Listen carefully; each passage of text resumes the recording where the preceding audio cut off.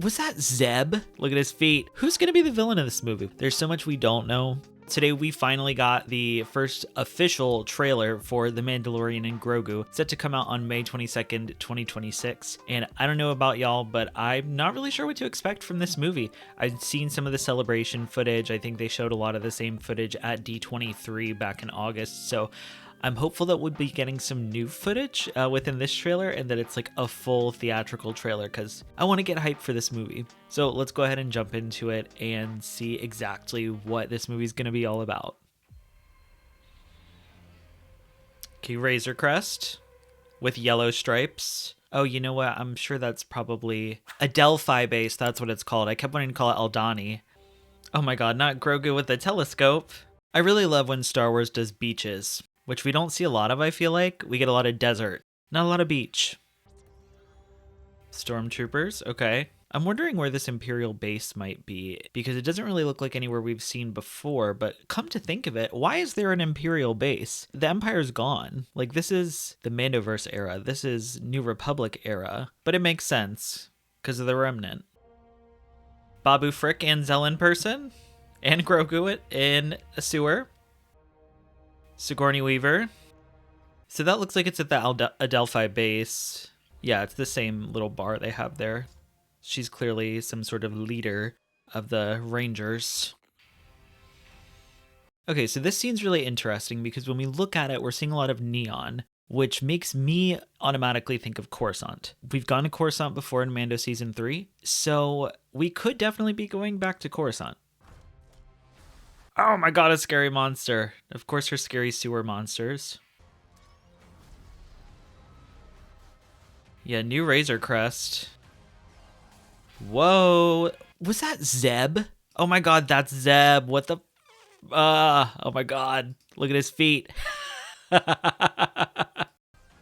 So Grogu's clearly teaming up with these Anzellans, and this shot feels really epic, but very silly at the same time. Oh, a U-Wing! Not the Hutt. Oh, is that some Mantell mix? Could they be on Ord Mantell? That could be interesting. A nice little Bad Batch connection. Oh, more scary mechs. Oh. The AT-AT, we've seen those shots.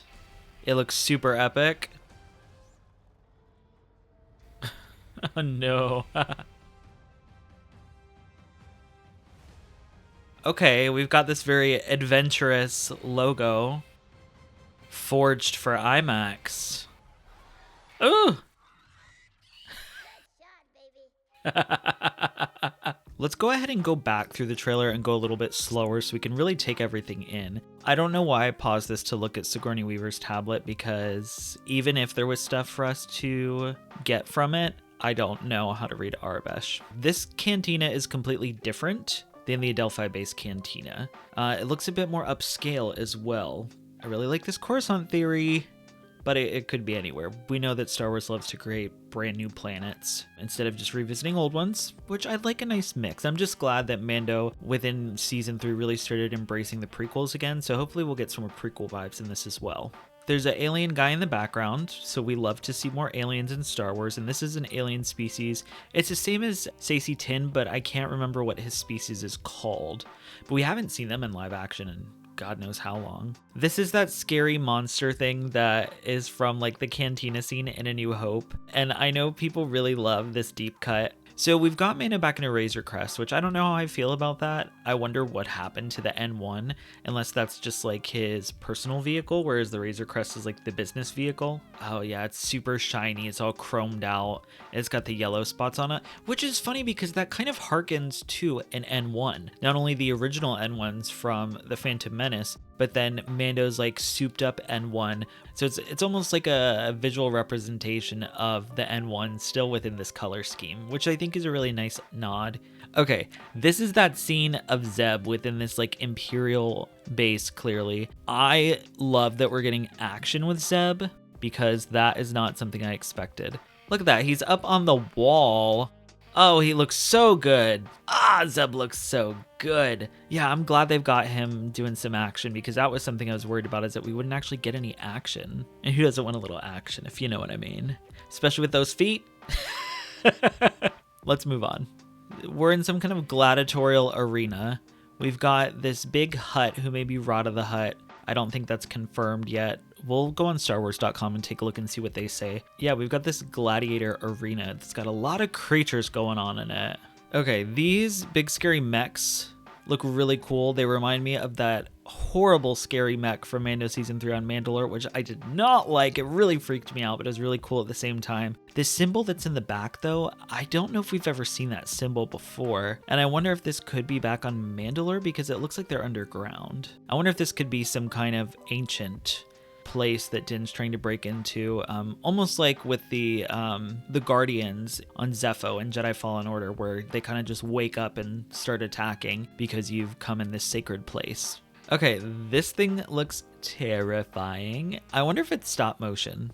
Is that Mando on top of one of them, choking out the creature? Why is Mando now in the ring? I'm glad we've got this updated logo too, because it's a lot better than just that flat logo. It's better, but it's still kind of plain. I like the adventurous vibe to it. It feels kind of retro. I know some people online have mentioned Indiana Jones, and I definitely see that as well. So I wonder if this movie is really going to have that adventurous feel. So now I want to go ahead and go look at the StarWars.com article and see what we've got going on there.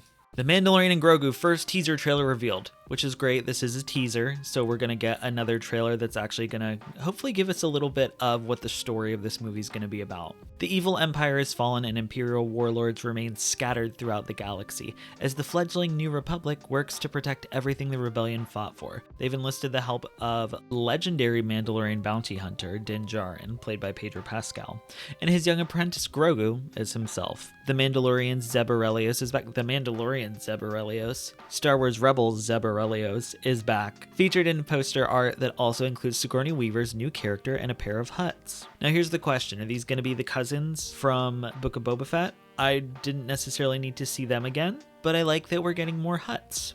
That'll make, what, 3 in this movie? So Return of the Hutts. I am kind of mad that they took the stock photo from, like, Zeb from Mando Season 3 and put it on this poster. It's like that's not even from this movie, but whatever. It's fine. I love the vibe of the poster, but I do feel like there's a bit too much going on. So I love the vibe, but the execution, I love the top half. The bottom half's just a bit too much for me. From toppling Imperial remnant AT-ATs to venturing into a gladiator fight where the creatures from Djarin have become larger than life. Oh, I didn't know those were Djarin creatures. That's cool. The Mandalorian and Grogu are back on a course for action and adventure. This film is directed by Jon Favreau, who's also producing alongside Kathleen Kennedy, Dave Filoni, and Ian Brice. The film's music is composed by Ludwig Göransson. He's done amazing things for this show. The Mandalorian and Grogu embark on their most thrilling mission yet in Lucasfilm's Star Wars: The Mandalorian and Grogu, an all-new Star Wars adventure filmed for IMAX and opening exclusively in theaters May 22nd, 2026. Let's get into the thoughts. One thing, I hope this is not all shot on the volume, because at this point I'm tired of the volume. I miss real sets and real places.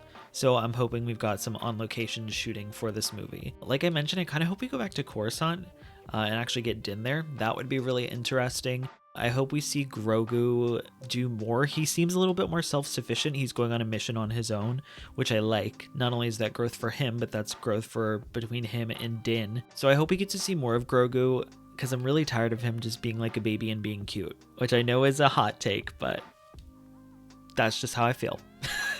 Zeb, not only in live action, but doing action, love. Hopefully he has a good sized role within this movie and him and Din get to go on a little adventure. I'm interested to learn more about Sigourney Weaver. I'm interested about this Imperial base, because that is like an Imperial base, or at least an Imperial compound, which shouldn't be a thing now. Who's going to be the villain of this movie? We've got lots of creatures, which is great. We love the creatures. But who's the villain? I don't think it's Thrawn. Is Moff Gideon going to be back with his clones? Are we going to get one of the Imperial warlords from the scene with the Shadow Council? I'm wondering where this is in the timeline with the Ahsoka series too, because Thrawn could be back. We don't know. We don't know how it lines up. There's so much we don't know, but I'm glad that we've finally got some official footage for this movie that's been publicly released, and it's definitely got me a bit more hype. So let me know what you think about the trailer in the comments below. Thank you all so much for watching. Make sure to follow me on social media at ScottyHolidaySW, and as always, this is the way.